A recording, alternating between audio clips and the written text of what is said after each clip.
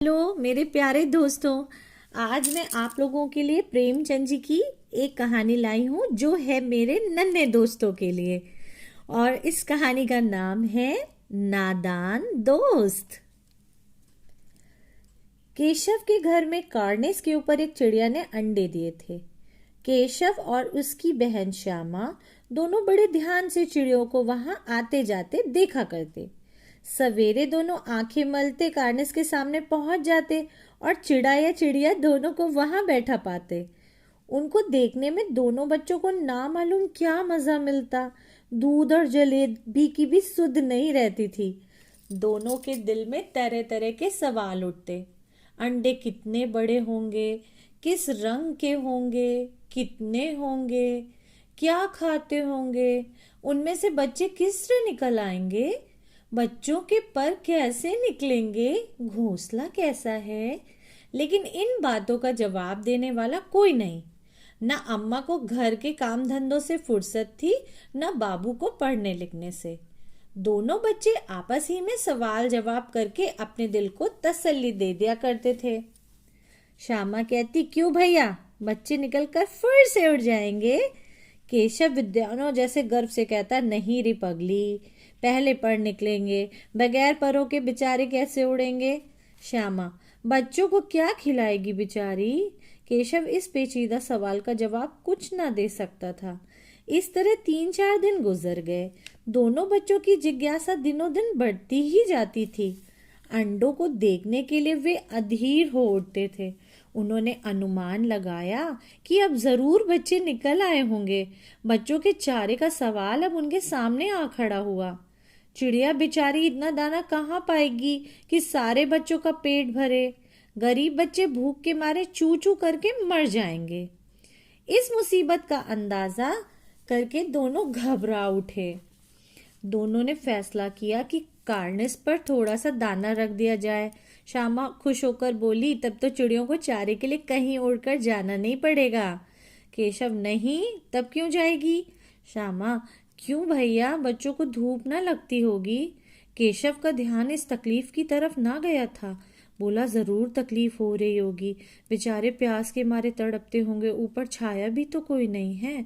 आखिर यही फैसला हुआ कि घोंसले के ऊपर कपड़े की छत बना देनी चाहिए। पानी की प्याली और थोड़े से चावल रख देने का प्रस्ताव भी स्वीकृत हो गया।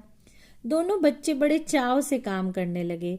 श्यामा माँ की आंख बचाकर मटके से चावल निकाल लाई। केशव ने पत्थर की प्याली का तेल चुपके से जमीन पर गिरा दिया और उसे खूब साफ करके उसमें पानी भरा। अब चांदनी के लिए कपड़ा कहाँ से लाएं? फिर ऊपर बगैर छड़ियों के कपड़ा ठहरेगा कैसे, और छड़ियां खड़ी होंगी कैसे। केशव बड़ी देर तक इसी उधेड़-बुन में रहा। आखिरकार उसने ये मुश्किल भी हल कर दी।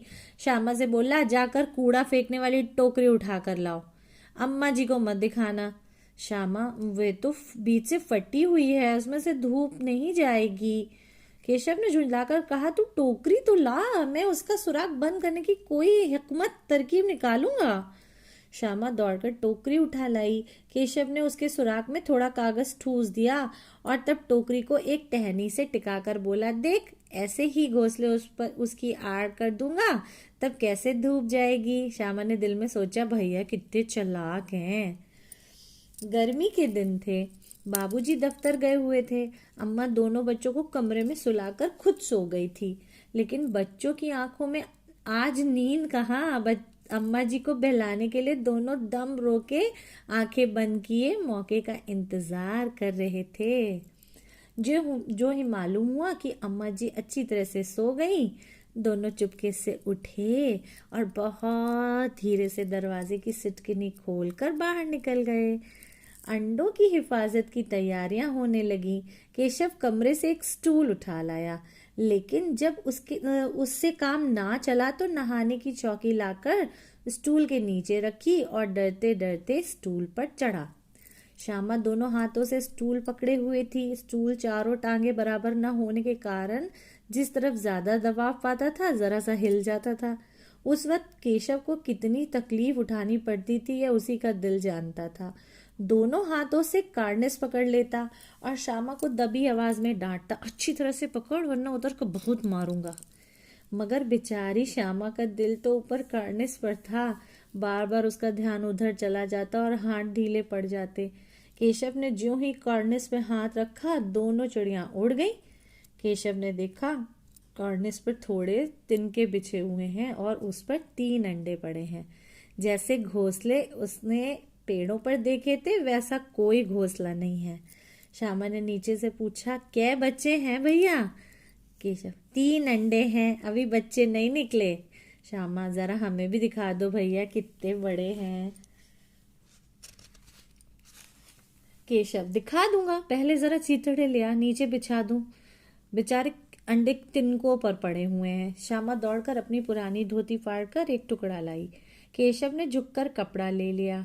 उसने कई तह करके उसकी एक गद्दी बनाई और उसे तिनकों पर बिछाकर 3 अंडे धीरे से उस पर रख दिए। श्यामा ने फिर कहा, हमको भी दिखा दो भैया। केशव, दिखा दूंगा, पहले जरा वो टोकरी तो दे दो, ऊपर छाया कर दूं। श्यामा ने टोकरी नीचे से थमा दी और बोली, अब तुम उतर जाओ, मैं भी तो देखूं। केशव ने टोकरी को एक टहनी से टिका कर कहा, जा दाना और पानी की प्याली लिया, मैं उतर आऊं तो तुझे दिखा दूंगा। श्यामा प्याली और चावल भी लाई। केशव ने टोकरी के नीचे दोनों चीजें रख दी और आहिस्ता से उतर आया। श्यामा ने गिड़गिड़ा कर कहा, अब हमको भी चढ़ा दो भैया। केशव, तू गिर पड़ेगी ना। श्यामा बोली, नहीं गिरूंगी भैया, तुम नीचे से पकड़े रहना। केशव, ना भैया, कहीं तू गिर गिरा पड़े तो अम्मा जी मेरी चटनी ही कर डालेंगी, कहेंगी तू नहीं चढ़ाया था। क्या करेगी देखकर, अब अंडे बड़े आराम से हैं, जब बच्चे निकलेंगे तो उनको पालेंगे। दोनों चिड़ियां बार बार कॉर्निस पर आती थी और बगैर बैठे ही उड़ जाती थी। केशव ने सोचा, हम लोगों के डर से नहीं बैठती। स्टूल उठाकर कमरे में रखाया, चौकी जहाँ की थी वहां रख दी। श्यामा ने आंखों में आंसू भरकर कहा, तुमने मुझे नहीं दिखाया, मैं अम्मा जी से कह दूंगी। केशव, अम्मा जी से कहेगी तो बहुत मारूंगा, कहे देता हूँ। श्यामा, तो तुमने मुझे क्यों नहीं दिखाया? केशव, और गिर पड़ती तो 4 सिर ना हो जाते? श्यामा, हो जाते तो हो जाते, देख लेना, मैं कह दूंगी। इतने में कोठरी का दरवाजा खुला और माँ ने धूप से आंखों को बचाते हुए कहा, तुम दोनों बाहर कब निकल आए? मैंने कहा था ना कि दोपहर को ना निकलना। किसने किवाड़ खोला? किवाड़ केशव ने खोला था, लेकिन श्यामा ने माँ से ये बात नहीं कही। उसे डर लगा कि भैया पिट जाएंगे। केशव दिल में कांप रहा था कि कहीं श्यामा कह न दे। अंडे न दिखाए थे, इससे अब उसको श्यामा पर विश्वास न था। श्यामा सिर्फ मोहब्बत के मारे चुप थी या इस कसूर में हिस्सेदार होने की वजह से इसका फैसला नहीं किया जा सकता। शायद दोनों ही बातें थीं। माँ ने दोनों को डांट डपट कर फिर कमरे में बंद कर दिया और आप धीरे धीरे उन्हें पंखा झलने लगी। अभी सिर्फ 2 बजे थे। बाहर तेज लू चल रही थी। अब दोनों बच्चों को नींद आ गई थी।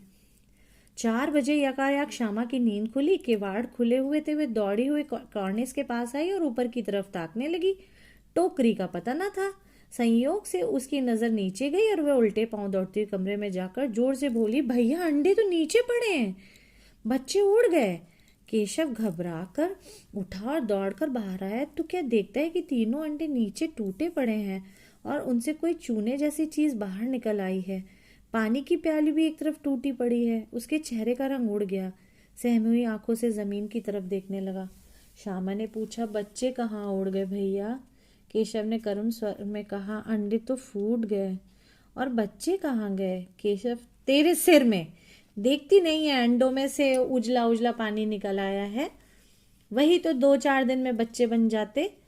माँ ने सोटी हाथ लिए हुए पूछा, तुम दोनों वहां धूप में क्या कर रहे हो? श्यामा ने कहा, अम्मा जी चिड़िया के अंडे टूटे पड़े हैं। माँ ने आकर टूटे अंडों को देखा और गुस्से से बोली, तुम लोगों ने अंडों को छुआ होगा। अब तो श्यामा को भैया पर जरा भी तरस ना आया। उसी ने शायद अंडों को इस तरह रख दिया कि वे नीचे गिर पड़े। इसकी उसे सजा मिलनी चाहिए। बोली, इन्होंने अंडे को छेड़ा था अम्मा जी। माँ ने केशव से पूछा, क्यों रे? केशव भीगी बिल्ली बना खड़ा रहा। माँ, तू वहां पहुंचा कैसे? श्यामा, चौकी पर स्टूल रखकर चढ़े अम्मा जी। केशव, तू स्टूल थाम में नहीं खड़ी थी? श्यामा, तुम्ही ने तो कहा था। माँ, तो इतना बड़ा हुआ, तुझे अभी तक इतना भी नहीं मालूम कि छूने से चिड़ियों के अंडे गंदे हो जाते हैं? चिड़िया फिर उन्हें नहीं सेती। श्यामा ने डरते डरते पूछा, तो क्या चिड़िया ने अंडे गिरा दिए हैं अम्मा जी? माँ, और क्या करती? केशव के सिर पर इसका पाप पड़ेगा। हाय है, 3 जाने ले ली दुष्ट ने। केशव रोनी सूरत बनाकर बोला, मैंने तो सिर्फ अंडों को गद्दी पर रख दिया था अम्मा जी।